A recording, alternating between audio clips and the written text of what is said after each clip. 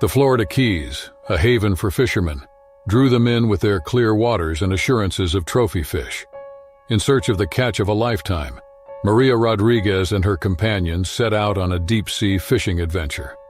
The boat was bathed in a warm glow as they sailed more profoundly into the shark-infested waters, since the sun was high in the sky.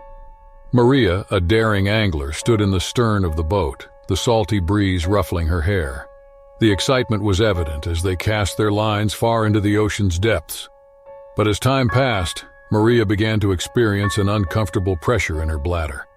She didn't want to interfere with the frenzied fishing because no bathrooms were on board. She scanned the horizon, the vastness of the sea stretching out endlessly. With a glance at her friends who were engrossed in their battles with the sea's giants, she decided to relieve herself over the side of the boat discreetly. Unbeknownst to her, her action had sent ripples through the water, an olfactory signal that traveled faster than sound in the aquatic world.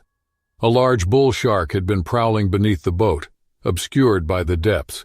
It focused on the cause of the disturbance after being attracted by the smell of Maria's urine. Its strong tail propelled it upward with incredible speed. Maria's friends continued to fish, unaware of the approaching danger. The tension in the air was thick with anticipation as lines were tugged, and reels sang their shrill songs. Just as they were about to reel in a massive marlin, a dark and menacing shadow surged from below. The bull shark, a true sea leviathan, burst from the depths with a ferocity that sent shockwaves through the boat. Its immense jaws clamped down on the marlin, tearing it in half, and the boat rocked violently as it thrashed about. Maria and her friends screamed in terror as the colossal predator breached the surface, its maw filled with razor-sharp teeth glistening menacingly. Maria and the other girls fell into the water as the boat capsized. Their rage-filled yells chilled everyone to the bone.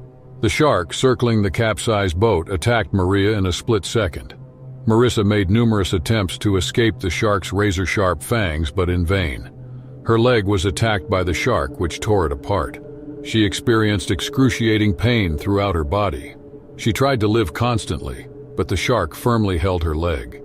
They had been having a great time fishing up until 5 minutes ago, and now they were about to have a terrible encounter with the world's deadliest undersea beast. Maria's dead body was a blank canvas for the uncontrolled cruelty of underwater existence.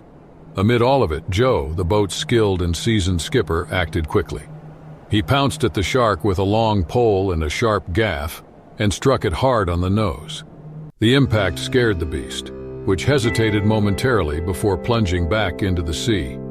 When they understood how serious their situation was, chaos broke out. They were stranded in shark-infested waters since the boat had been wrecked during the attack. They were shocked as Maria's lifeless body was floating on the water.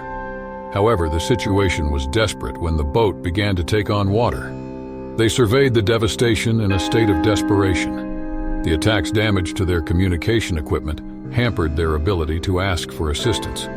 Long shadows formed over the choppy waters by the setting sun as it descended below the horizon. With a sense of urgency, the boat's captain and other girls gathered any supplies they could salvage and fashioned makeshift rafts from life vests and pieces of the damaged boat.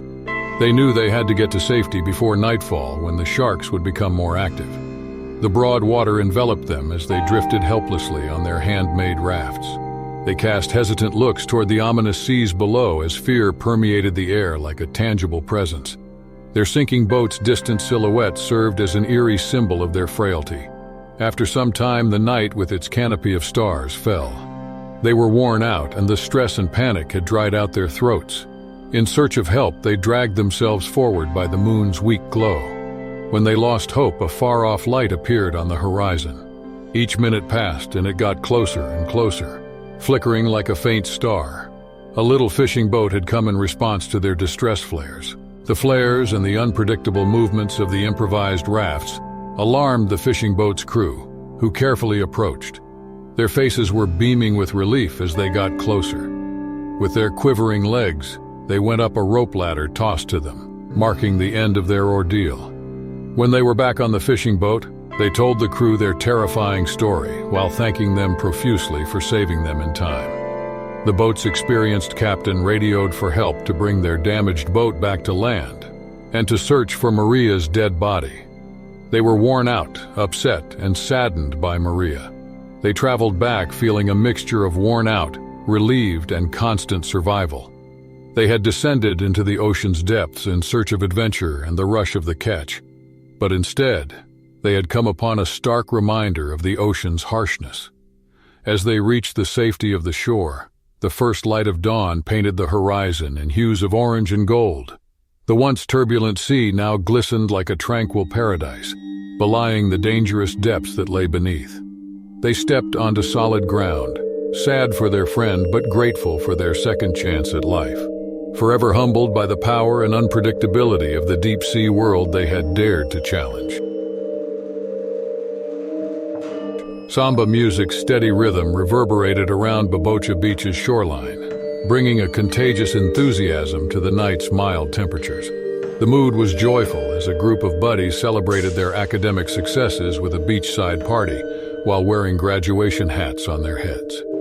Pedro Romero, a charming young man with a knack for adventure, was one of the partygoers.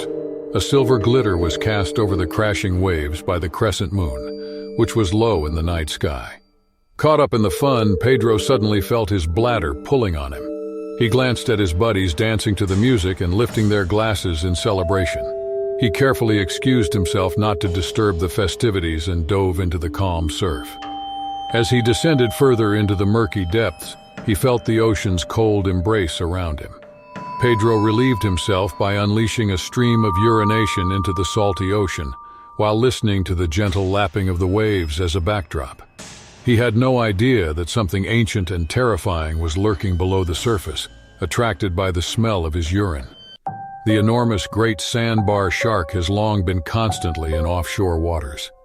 Its abyss-adapted dark blue eyes, which had picked up on the slight chemistry change in the water, had locked onto Pedro's figure. The celebration resumed with renewed energy when Pedro rejoined his buddies. A fascination as old as the water drove the shark underneath them as it resumed its relentless approach. The night was getting wilder by the minute as the music thumped and the laughter echoed throughout the area. When it was time to cool off, some partygoers waded deeper into the water. The shark could feel the tremors of their movements from its perilously close position. It had identified its prey, and the smell of human flesh roused its natural inclinations toward predatory behavior. The mayhem surged out of the sea at once. One of the swimmers was horrified by the power with which a massive sandbar shark's gnashing maw burst the surface. The panic among the beachgoers erupted in screams that could be heard throughout the night. The unhappy victim was pulled beneath the sea by the enormous fangs of the gigantic animal. Pedro watched in fear as the night devolved into a nightmare, his heart racing. The formerly lively beachside party has changed into a frantic battle for survival. Chaos ensued as some partygoers desperately sought to swim back to the shore, while others swam away from the ocean in fear. The shark circled, its enormous shape creating a foreboding shadow in the moonlight. Pedro noticed the water was stained with blood and understood they urgently needed rescue. Pedro worked up the confidence to wade back into the water while yelling for his pals to surround him. To fend off the enormous predator, they formed a close-knit circle and floated along while holding on to one another. The shark circled in frustration due to their resistance, its massive dorsal fin slicing through the water. The shark was continuously trying to find its prey. They held hands to stay as near as they could, but the unexpected nature of the underwater world kept them on edge. When the shark attacked one of the boys, the night air echoed with lethal screams. The shark's razor-sharp teeth tore out his intestines as they ripped into his stomach. They were all ruthless in the face of this wild predator. They were stuck, helpless, and afraid. They cannot help but watch as their friend is dragged beneath the ocean by the vicious shark. The beachgoers were made aware of the situation by their screams. A viewer called the Coast Guards and described the emergency. When the rescue squad arrived, they utilized strong searchlights to cut through the murky water. The light from the beams revealed the shark's enormous size and its rows of razor-sharp teeth and piercing eyes. They couldn't afford to flinch in the face of the sight that gave them chills. The captain led the lifeguards in a concerted attack on the beast with steely nerves. To draw the shark's attention away from Pedro and his friends, they employed sonar gadgets and underwater lights to create a dizzying sound and light display. The strategy worked. Momentarily perplexed and puzzled, the shark turned away from the terrified swimmers and focused on the stunning display of lights and sounds. It flailed and snarled at the tools, giving the rescuers a narrow window of time to act. The lifeguards built a safety barrier between Pedro and the others, and the enormous predator as they swam desperately in the direction of the safety of the shore. They battled the raging currents and weariness with every ounce of power and resolve. Pedro and his buddies eventually arrived at the safety of the coast, exhausted and shaken. After a night of revelry, a life-or-death struggle against a beast from the depths of time brought the night to a close.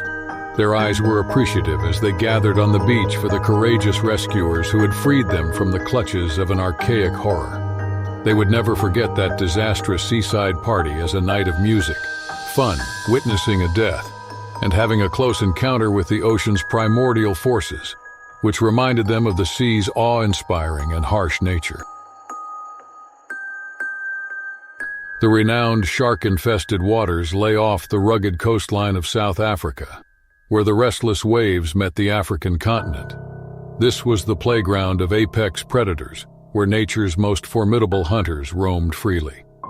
Here, Mike Thomas and Amelia Thomas had come searching for the ultimate adventure, an up-close encounter with the ocean's fiercest rulers. Both seasoned divers, the couple had always been intrigued by the mysterious world below the surface. They were drawn to this isolated region of the planet by their interest in sharks, the aquatic predators that govern these waters. The sun was high in the sky when they got aboard the dive boat, with their anticipation tangible. Their fellow divers, a mix of adventurers from around the world, shared the same exhilaration as they embarked on this daring escapade. As the boat rocked gently on the swell of the ocean, the seasoned crew prepared the equipment, ensuring the safety of the divers. The centerpiece of this expedition was the shark cage, a sturdy steel structure that would become their sanctuary in the deep. Wetsuits on and snorkeling gear in hand, Mike and Amelia exchanged optimistic looks. The great white shark, the ocean's top predator, would confront them in its natural environment.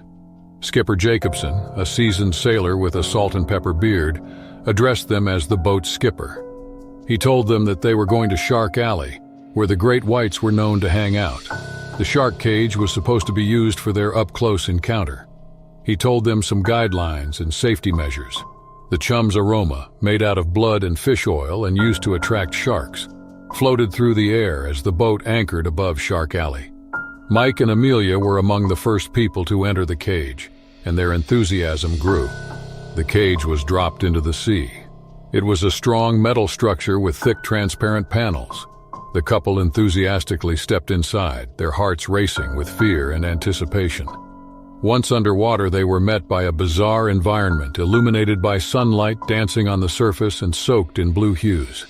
Shadows moved gracefully beneath them, and soon the first silhouette appeared, a sleek, mighty, great white shark. Its cold, unblinking eye locked onto them, and Mike and Amelia held their breath in awe. The colossal predator, a living embodiment of raw power and grace, glided past them with an effortless majesty. As minutes ticked by, more great white sharks joined the dance, their sleek bodies piercing the water like torpedoes. The apex predators circled the cage, their dorsal fins penetrating the surface with a spooky grace as Mike and Amelia gazed in awe. They had never felt a thrill like they did during the encounter.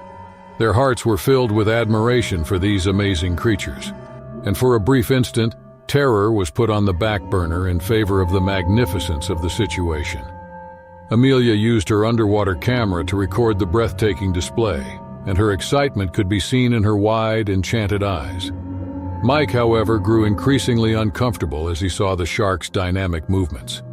He hadn't sensed the persistent pressure in his bladder since the display had entranced him. With no restroom in sight, he faced a dilemma. He wanted to keep their once-in-a-lifetime experience short, and with the cage submerged, there was only one way to exit it without disrupting the entire dive. He decided to discreetly relieve himself in the water, hoping the surrounding ocean would dilute his waste. Even subtly as it was, Mike's move caused a shift in the water's chemistry that the great whites weren't oblivious to. He had no idea that a large great white shark had been creeping into the darkness, attracted by the smell of his feces. It was a giant of the deep, with rows of sharp fangs that could easily rip through steel. The gigantic monster surged at the cage with incredible speed as the couple continued to be in awe of the amazing sharks. Its enormous jaws slammed down on the outside bars of the cage, shattering the metal framework.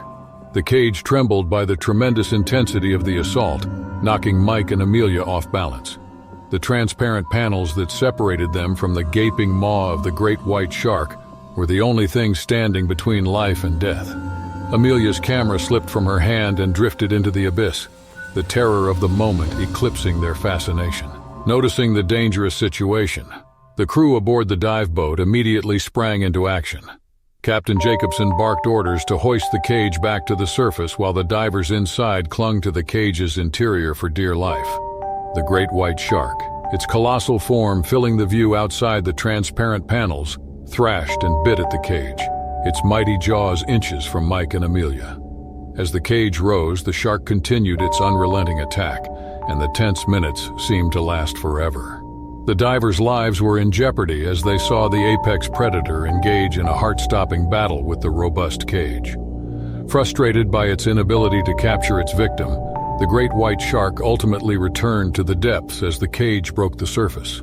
The divers inside clambered out of the cage with shaking legs, terrified and wide-eyed. Their adrenaline-fueled escape was proof of their survival instincts. Mike and Amelia relievedly held one another as their hearts continued to rush. The encounter with the great white shark had suddenly changed from an exciting experience to a life-or-death struggle. They were conscious, startled, and filled with reverence for nature's untamed might. Captain Jacobson offered his reassurances and apologies, assuring them that such encounters were rare. The boat returned to the safety of the harbor, where the couple and their fellow divers disembarked. Their shark cage diving experience etched into their memories as both a thrilling adventure and a stark reminder of the untamed majesty of the ocean. As they left the boat, Mike and Amelia looked back at the deep, shark-infested waters, their hearts still racing with the memory of the great white shark's relentless assault. They had come face to face with nature's apex predator and lived to tell the tale, forever humbled by the power and unpredictability of the ocean's depths. Amidst the turquoise waters of the Maldives, the Carlyle family embarked on a dream vacation, a journey into the heart of the Indian Ocean.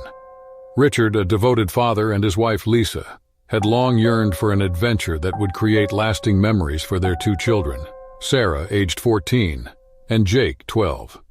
The Maldives offered the perfect backdrop, a paradise of coral reefs and vibrant marine life. Richard, an experienced diver, had planned a scuba diving excursion for the family, eager to introduce his children to the wonders of the underwater world. They arrived at a picturesque dive site, the sun shimmering on the surface, as the family prepared for their first dive together. Sarah and Jake, wide-eyed with excitement, adjusted their snorkel gear and listened carefully to their father's instructions. The ocean stretched endlessly before them, a boundless realm of possibilities. They descended into the calm, clear waters, marveling at the kaleidoscope of colors beneath. As they swam among the coral formations, Sarah couldn't help but feel a growing pressure in her bladder. She glanced at her father, but he was engrossed in pointing out a hidden eel among the coral. The thought of disrupting the magical moment for the family weighed heavily on her mind, and she decided to relieve herself underwater discreetly. Sarah was unaware that her action had caused a slight disturbance in the water, with the smell of her pee being carried away by the ocean's currents. A mighty bull shark, a king of the open ocean, had sensed the change below and was drawn to it by the smell of possible prey. The family kept diving without realizing the mounting danger at the depths. They were in awe of the diverse marine life, schools of vivid fish, and complex coral structures. Richard gave the all-clear to dive deeper, where the undersea world was home to many more abundance. When that happened, the predator surfaced from the depths, drawn by the lingering aroma. It surrounded the unwary family in a dark, commanding form. Under them, the stealthy predator with serrated teeth known as the bull shark cast a long shadow. Sarah and Jake were the first to notice the colossal presence below. Wide-eyed and filled with awe and fear, they clung to their father, who attempted to maintain a calm exterior for their sake. The family ascended slowly, the bull shark trailing them, growing bolder with each passing moment. The shark drew nearer, its mouth inches from Richard's flippers as they approached the surface. It rushed forward with a startling burst of speed, its jaws slamming shut with a tremendous force. Rapidly reacting, Richard kicked out with all his power, avoiding the shark's opening maw. The shark continued to circle for another pass, unfazed by the unsuccessful attempt. The family struggled to get to the safety of their dive boat as panic gripped them. The youngest, Jake, started to cry as he sensed his sister's anxiety. The diving boat crew had been observing the family's climb and were alert to the dangerous circumstances as soon as they did. The family was instructed to swim as hard as they could toward the boat by the experienced dive master. They set up a safety line and were prepared to rescue the family. Once more, closing in, the shark's enormous dorsal fin sliced the water with a threatening ferocity. It would make another attempt when the dive leader dove into the water while holding a weighted pole. He hit the shark hard, forcing it to change course and move away from the family. Thanks to their excellent timing, the diving boat team quickly and efficiently lifted the Carlisle family out of the water. With their bodies shaking from the thrill of their close call with danger, Sarah, Jake, and their father clambered aboard. As the family lay on the deck, gasping for breath and trembling with shock, the dive leader explained the severity of the situation. The scent of Sarah's urine had attracted the bull shark and circled them, drawn by the potential for an easy meal. The crew had acted swiftly to divert the predator and save the family from harm. Richard, Lisa, Sarah, and Jake were left in awe of the ocean's beauty and power. Their vacation had taken an unexpected turn, from a joyous family dive to a heart-pounding battle for survival. They watched as the bull shark lingered briefly, then disappeared into the deep, a reminder of the untamed majesty of the ocean they had dared to explore. The Carlisle family's vacation will always be remembered for their wonderful yet terrifying underwater excursion, and they gained a more profound respect for the ocean's wonders and the perils it possessed.